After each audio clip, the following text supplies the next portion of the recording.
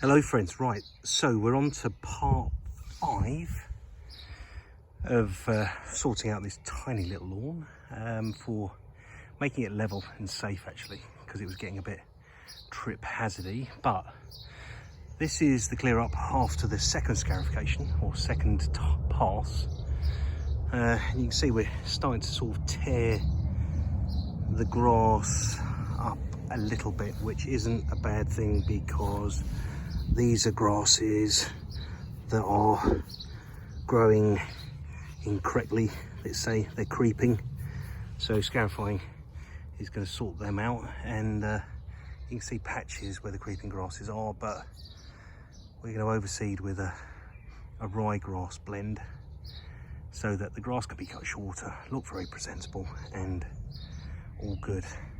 But I think we're going to have to give this another cut and then a final pass on it, just to kind of get it all tidied up, and yeah, then try and get some channels in for seeding.